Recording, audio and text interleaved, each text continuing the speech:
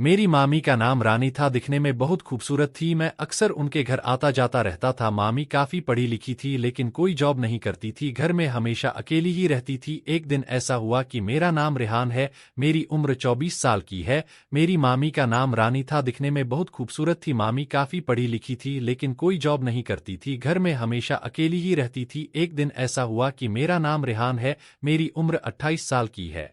दिखने में बहुत सुंदर और आकर्षक हूं। मैं और मेरे मामू एक ही मोहल्ले में रहते हैं और हमारा घर साथ साथ ही है, इसलिए उनके घर मेरा आना जाना लगा ही रहता है। मेरे मामू की शादी को 4 साल हो गए हैं लेकिन उनकी एक ही बेटी है।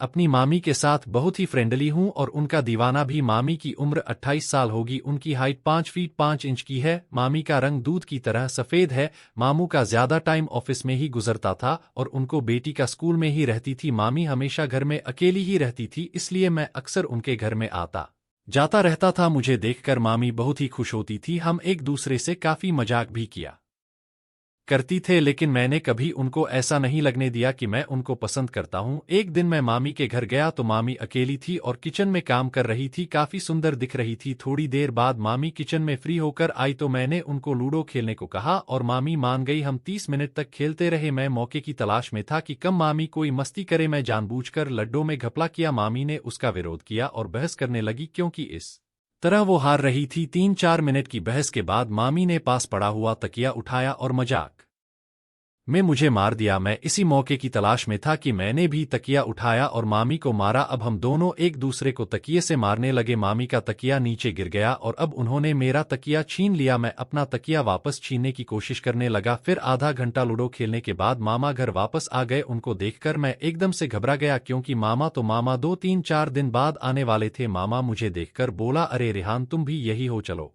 अच्छा है कि तुम भी यही मिल गए। मैं तुझसे कुछ कहना चाहता था। मैं एक हफ्ते के लिए कहीं बाहर जा रहा हूं, तुम मेरे पीछे से अपनी मामी का ख्याल रखना। मैं बोला, ठीक है मामा जी, मैं अच्छे से ख्याल रखूंगा, आप किसी बात की टेंशन मत लेना। शाम को मामा जी चले गए, मैं अपने घर में चला गया। रात को जब मैं मामी के घर गया तो मामी मोबाइल देख रही थी और मामी काफी उदास लग रही थी। जब मैंने पूछा कि मामी क्या हुआ तो बोली कि घर में अकेली थी इसलिए कुछ अच्छा नहीं लग रहा था। तो मैंने प्लान बनाया कि मामी को कहीं बाजार घुमा कर लाता हूं। तो मैंने बोला कि मामी आप तैयार हो जाओ, मैं आपको बाजार घुमा कर लाता हूं। तो हम शाम को बाजार घूमने गए तो मामी काफी खुश हुई और धीरे धीरे मैं उनके मामी काफी अच्छे दोस्त बन गए। हम हर बात एक दूसरे से शेयर करते थे।